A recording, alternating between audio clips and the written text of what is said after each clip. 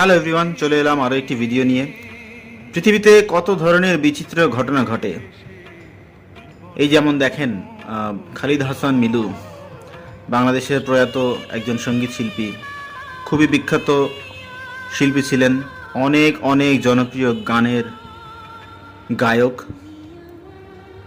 তিনি এবং তার পরিবারের আরও দুই সদস্য প্রতীক হাসান, প্রীতম হাসান, তিনজনই মেগাস্টার শাকিব খানের সিনেমায় ভয়েস দিয়েছেন।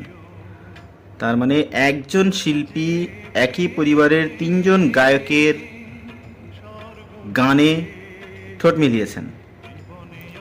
খালিদ হাসান মিলু আপনারা জানেন, উনি এত জনপ্রিয় ছিলেন তার সময়ে।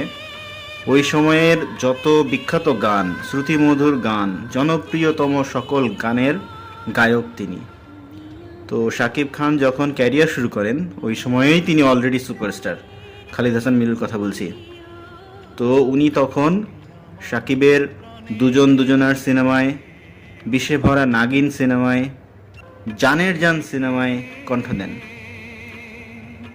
তার বড় ছেলে যখন গান শুরু করে প্রফেশনালি সিনেমায়, যখন প্লেব্যাক করা শুরু করে, তখন জন্ম সিনেমাতে শাকিব খানের গান গেয়েছিলেন। এছাড়াও টাইগার নাম্বার 1-এ এবং সুপার হিরো মুভিতেও তিনি গান গেয়েছেন শাকিবের প্লেব্যাক সিঙ্গার হিসেবে।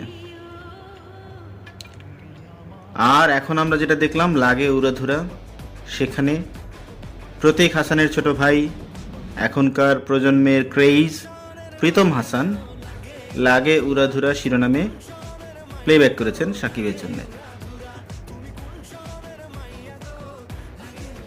সো 25 বছরের ক্যারিয়ারে শাকিবের অনেকগুলো রেকর্ড, তার মধ্যে এটাও একটা রেকর্ড।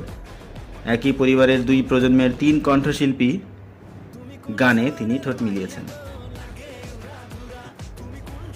ধন্যবাদ, সবাই ভালো থাকবেন। আপনারা যদি আমাদের এই চ্যানেলে নতুন হয়ে থাকেন তাহলে সাবস্ক্রাইব করবেন। আর এই ধরনের কোনো রেকর্ড যদি আপনাদের চোখে পড়ে থাকে ভারতে কিংবা অন্য কোনো দেশে, অবশ্যই আমাদের কমেন্ট করে জানাবেন। Thank you.